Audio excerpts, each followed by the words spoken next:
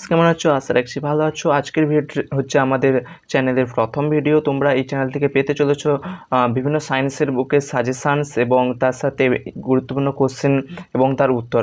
আজকের ভিডিওটি হচ্ছে সেই টপিক্সেই, কারণ আজকে আমি তোমাদেরকে ক্লাস 12 ফিজিক্সের মোস্ট ইম্পর্ট্যান্ট কিছু কোশ্চেন বলবো, যেগুলো কিনা 2025 সালে যারা এইচএস পরীক্ষা দেবে তাদের জন্য ভীষণ গুরুত্বপূর্ণ। কারণ এই কোশ্চেনগুলো 2024 সালে পড়বার কথা ছিল, কিন্তু 2024 সালে সেগুলো দেয়নি। তাই আমি তোমাদেরকে এই কোশ্চেনগুলো জানাতে চাইছিলাম, তাই এই চ্যানেলটা খোলার আমার মুখ্য কারণ।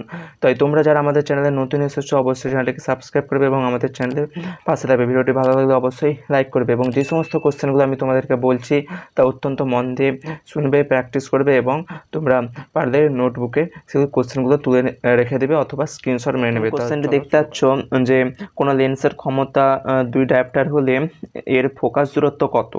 তো তোমাকে এখানে ফোকাস দূরত্ব প্রথমে চেয়েছে এবং তারপর বলেছে যে লেন্সটি কি প্রকৃতির। তো চলো উত্তরটা জানা যাক। তো কোশ্চেনে বলেছে যে প্রদত্ত দেখে নাও যে পি অর্থাৎ ক্ষমতা, বলেছে পি সমান 2 ডায়োপ্টার। এখন আমরা কি জানি যে একটি তোমরা সূত্র হয়তো জানো, দেখতে পাচ্ছ যে পি সমান 100/f ডায়োপ্টার। এটি হচ্ছে তোমাদের ক্ষমতা বার করার সূত্র। তো এখানে পি তো 2 বলেছে, তাই পি এর জায়গায় আমরা 2 বসিয়েছি, সমান 100/f। এবারে এখান থেকে এফ এর মানটা বার করলাম, এফটা এই দিকে চলে যাবে, 2টা নিচে চলে আসবে এবং ভাগ করলে 50 সেন্টিমিটার, এবং অর্থাৎ ফোকাস হচ্ছে 50 সেন্টিমিটার। তারপর বলছে যে লেন্সটি কী প্রকৃতির। যেহেতু এক্ষেত্রে ফোকাস দূরত্ব তোমাদের ধনাত্মক বেরিয়েছে, যেহেতু 50-এর আগে মাইনাস চিহ্ন নেই এবং যেহেতু কিছু চিহ্নই নেই, তাই এক্ষেত্রে আমরা প্লাস ধরে নিতে আরও যে, তাই এক্ষেত্রে যেহেতু ফোকাস দূরত্ব ধনাত্মক, অতএব লেন্সটি এক্ষেত্রে উত্তল হবে, কারণ উত্তল লেন্সের ক্ষেত্রে সর্বদা ফোকাস দূরত্ব ধনাত্মক হয়ে থাকে এবং তার ফোকাস দূরত্ব হচ্ছে 50 সেন্টিমিটার। তাই এক্ষেত্রে ফাইনাল অ্যান্সার হচ্ছে যে ফোকাস দূরত্ব হচ্ছে 50 সেন্টিমিটার এবং এটি একটি উত্তল লেন্স, কারণ না ফোকাস দূরত্ব এর পজিটিভ এসেছে। চলো দ্বিতীয় কোশ্চেন দেখা যাক। দেখতে পাচ্ছ তা হচ্ছে যে একটি উত্তল লেন্সের ফোকাস দূরত্ব 30 সেন্টিমিটার, যা কোনো বস্তুর 5 গুণ বিবর্ধিত সদ্বিম্ব তৈরি করে। তবে এক্ষেত্রে বস্তু দূরত্বটা কত হবে, অর্থাৎ ইউ তোমাদেরকে বার করতে বলেছে। প্রদত্তের ক্ষেত্রে ফোকাস দূরত্ব বলেছে 30 সেন্টিমিটার এবং তার সাথে বলেছে যে কোশ্চেনটা দেখে নেবার একবার যে কোনো বস্তুর 5 গুণ বিবর্ধিত সদ্বিম্ব তৈরি করে। 5 গুণ বিবর্ধিত অর্থাৎ বিবর্ধন বলেছে, অর্থাৎ বিবর্ধনকে আমরা এম দ্বারা ডিনোট করি, এম সমান বলেছে 5 এবং এক্ষেত্রে ইউটা তোমাদেরকে বার করতে বলেছে, অর্থাৎ ইউ অর্থাৎ বস্তুর দূরত্ব। এখন এবারে আমরা জানি কি যে এম সমান -v/u, এটি একটি সূত্র আশা রাখছি জানো। তো এক্ষেত্রে এম এর মান তো 5, এখানে 5 বসেছি, সমান -v/u। ক্ষেত্রে তোমাকে ইউ যেহেতু বার করতে হবে, তাই তোমরা এখানে ভি এর মানটা বার করে নেবে। তো এক্ষেত্রে ভি সমান আমরা বের করেছি -5u। আবার আমরা জানি যে উত্তল লেন্সের ক্ষেত্রে একটি সূত্র হয় যে 1/f সমান 1/v - 1/u, এইটি হয়ে থাকে। তারপর তোমরা দেখে নাও 1/f ফোকাস তো তোমরা দেখেছো কোশ্চেনে 30 ছিল, তো এফ এর জায়গায় 30 সমান ভি বেরিয়েছে -5u - 1/u। তো এক্ষেত্রে 1/30, এবারে এইটি ক্যালকুলেশন করলে হবে, নিচে দশক থাকবে 5u, উপরে 6 চলে যাবে। তো এক্ষেত্রে 5u মানটা আমরা এক্ষেত্রে বার করবো, তাই 5u সমান -180, বা এক্ষেত্রে ইউ এর মানটা বার করলে ইউ সমান -36। তো এইটি হচ্ছে ফাইনাল অ্যান্সার, ইউ সমান -36। অতএব বস্তুর দূরত্ব হচ্ছে 36 সেন্টিমিটার। তোমরা এখানে -36 দেখবে না, কারণ মাইনাসটা বোঝাচ্ছে যে বস্তুটি কোন দিকে রয়েছে, অর্থাৎ উত্তল যে লেন্সটি রয়েছে লেন্সের ডান দিকে না বাঁ দিকে, অর্থাৎ ফোকাসের দিকে না বক্রতা ব্যাসার্ধের দিকে।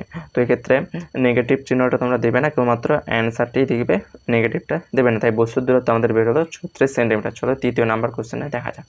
তো তৃতীয় নাম্বার কোশ্চেনটি তোমরা দেখে নাও, স্ক্রিনে দেখতে রাখছি যে 20 সেন্টিমিটার ও 25 সেন্টিমিটার ফোকাস দৈর্ঘ্যের দুটি পাতলা লেন্স ফাঁক না রেখে যুক্ত করা হলো। যুগ্ম লেন্সের কার্যকর ক্ষমতা অর্থাৎ পি এক্ষেত্রে বার করতে বলেছে। তো এক্ষেত্রে বলেছে যে দুটি লেন্স, চলো উত্তরটা প্রথমে জানা যাক। যে বলেছে যে 20 সেন্টিমিটার ও 25 সেন্টিমিটার ফোকাস দৈর্ঘ্যের দুটি পাতলা লেন্স ফাঁক না রেখে যুক্ত করা হলো। অর্থাৎ এক্ষেত্রে ছবিটা এইভাবে দুটি উত্তল লেন্স এভাবে তাদের মধ্যে ফাঁক না রেখে পরস্পর এইভাবে যুক্ত করা হলো। একটির ফোকাস হচ্ছে 20 সেন্টিমিটার, একটি হচ্ছে 25 সেন্টিমিটার। তো একটি 20, একটি 25। এক্ষেত্রে বলেছে যে যুগ্ম লেন্সের কার্যকর ক্ষমতা কত। এক্ষেত্রে আমরা সূত্র জানি যে যুগ্ম লেন্সের ক্ষেত্রে 1/f সমান 1/f1 + 1/f2। হ্যাঁ, তো এক্ষেত্রে বা 1/f সমান 1/f1 এর মান তোমরা পেতে 20 + 1/f2 এর মান 25, ক্যালকুলেশন করলে হবে 9/100। এক্ষেত্রে এফ সমান বার করলে অ্যান্সারটি উল্টে যাবে, তাই এটা হবে 100/9, অর্থাৎ এটা ভাগ করলে হবে এফ সমান 11.11। তো এক্ষেত্রে পি সমান আমরা জানি যে 100/f, তো এক্ষেত্রে এফ এর মানটা বসাবো 100/11.11 সমান 9 ডায়াপ্টার।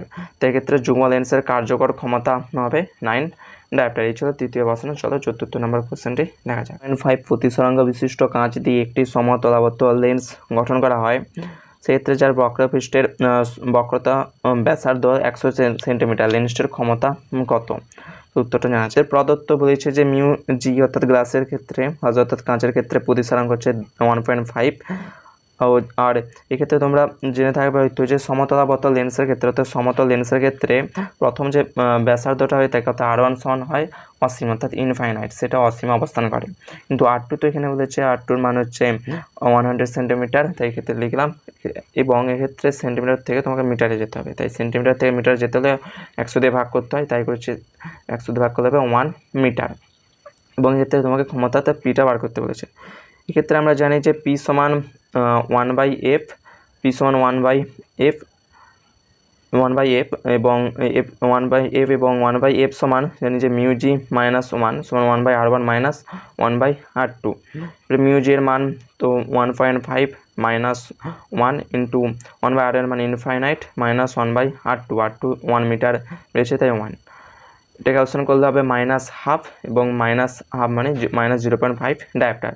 এটা হচ্ছে ফাইনাল অ্যান্সার। তাহলে লেন্সটির ক্ষমতা হলো -0.5 ডায়াপ্টার। কোশ্চেনটি হচ্ছে যে F1 ও F2 ফোকাস দৈর্ঘ্যের দুটি পাতলা লেন্সকে সমাক্ষভাবে সংলগ্ন অবস্থায় রাখা হলো, সমবায়ের ক্ষমতা কত? হচ্ছে যে F1 ও F2 ফোকাস দৈর্ঘ্যের দুটি পাতলা লেন্স, অর্থাৎ এক্ষেত্রে F1 অর্থাৎ দুটি লেন্স যুক্ত রয়েছে সমাক্ষভাবে, অর্থাৎ একই অক্ষ বরাবর দুটি লেন্সকে পরস্পর সংযুক্ত করা হয়েছে।